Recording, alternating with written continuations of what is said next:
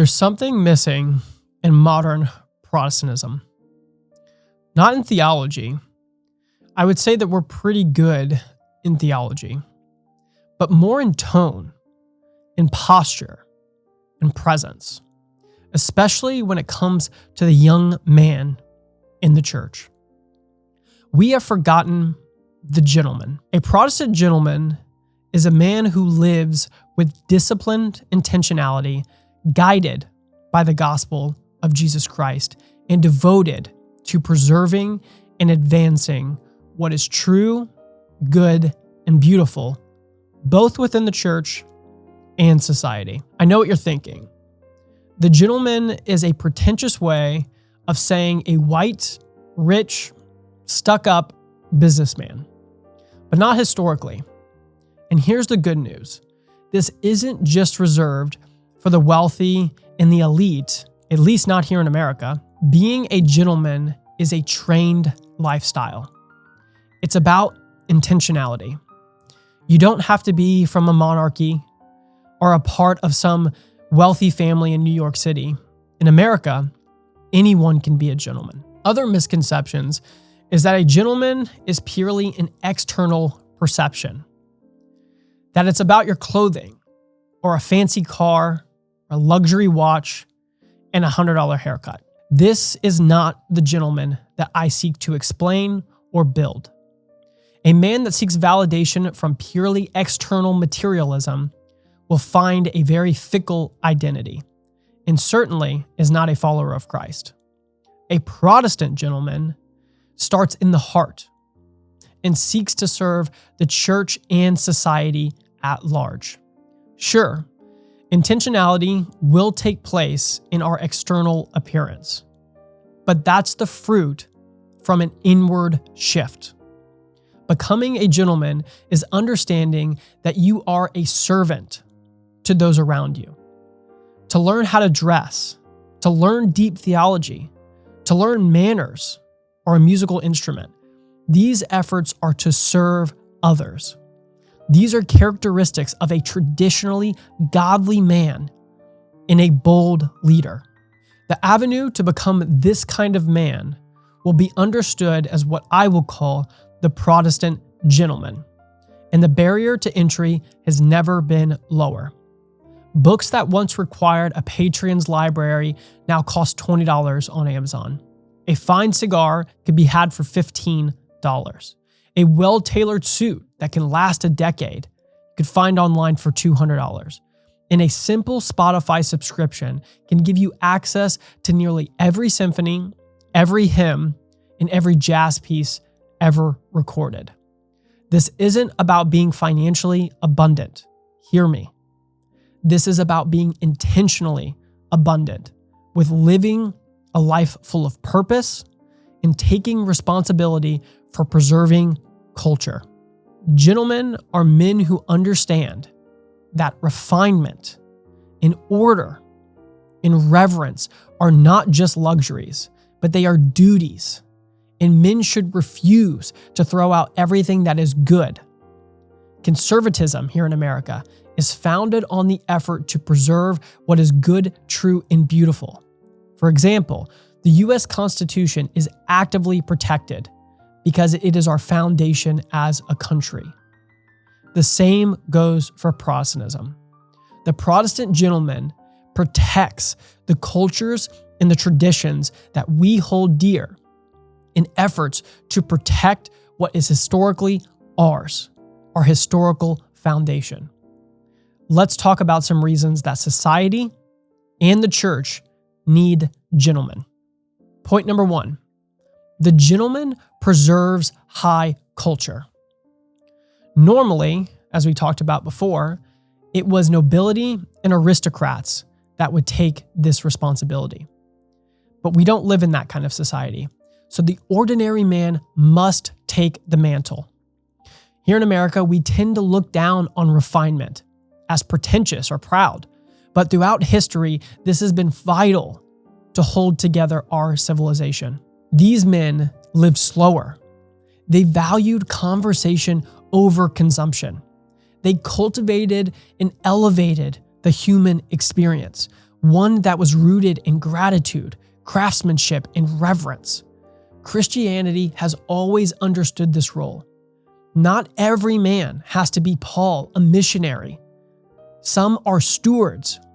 They preserve what is true, beautiful, and good.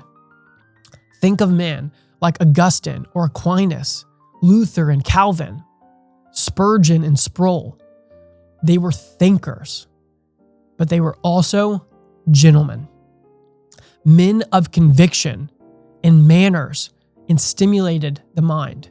And somewhere along the way, modern Protestantism forgot that.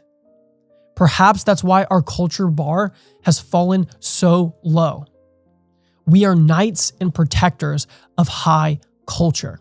We understand the deep beauty in the theology that has come before us, the beautiful churches that stand on our corners, and we stand in the doorway fighting to make sure we uphold these standards of excellence, of craftsmanship, and we stand with pride.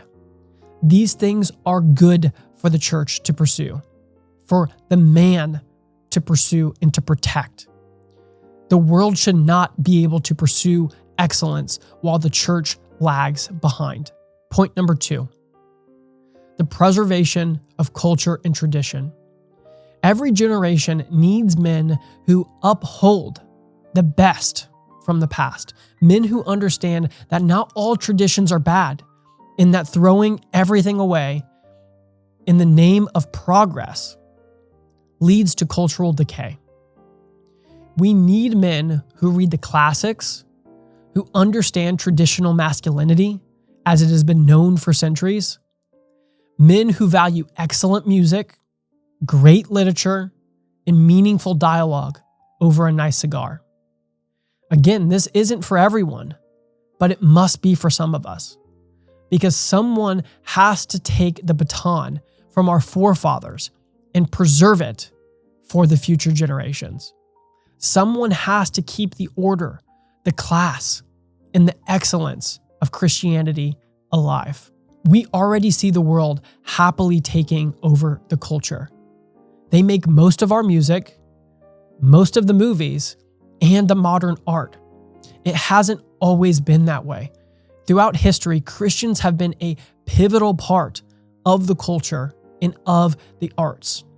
We pursued excellence, and to this day, most of our famous artists throughout history were Christians. Gentlemen, understand the importance of preserving this reputation.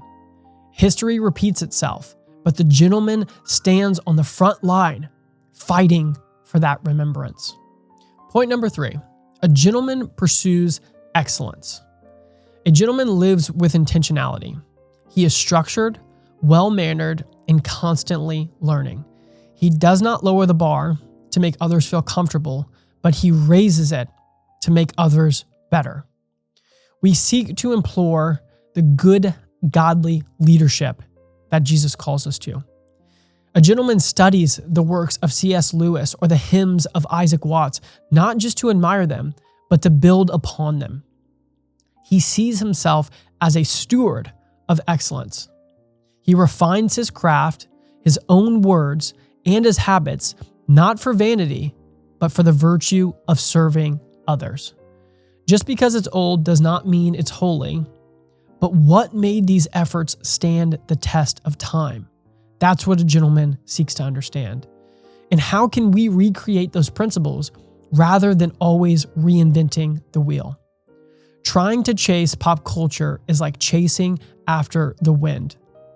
This pursuit of excellence flows into every part of a gentleman's life: his walk with God, his marriage, his children, and his work. Intentional men make stable families build strong churches, and strong churches preserve healthy civilizations. And my last point, manners maketh a man. Selfishness has infected every layer of our culture, and even in our churches. And one of the best anecdotes, I believe, is the Protestant gentleman. He does not live for himself, but he lives in the service of others. In the way he even dresses, he considers the people around him, saying, "I will not wear whatever I want, but instead, I will honor those around me by presenting myself with care. This is because I respect the person standing across from me and I don't want to be selfish. I want them to know that I care. He reads so he can teach. He learns music so he can bless others with worship. He stays fit so he can play with his grandchildren into his later years. He fights back laziness because he knows comfort is the enemy of calling. And he rejects the modern Christianity lie about personal relationship with Jesus. Because the church has never believed that.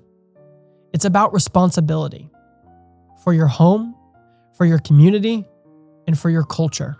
We need men to take up that mantle again. Men who lead Bible studies, who disciple younger men, and reintroduce honor and manners back into our churches. Imagine a man that is dressed with care, measured in his speech, intentional with his actions, slow to anger, and quick to serve. The world would notice this man immediately, and the church yearns for men like this. Again, this isn't for everyone, but it is for some of us. The Protestant church doesn't need more energy. It needs real men. Because when the Protestant men recover what it means to truly be a gentleman, a true man, they won't just reform the church, they'll rebuild civilization.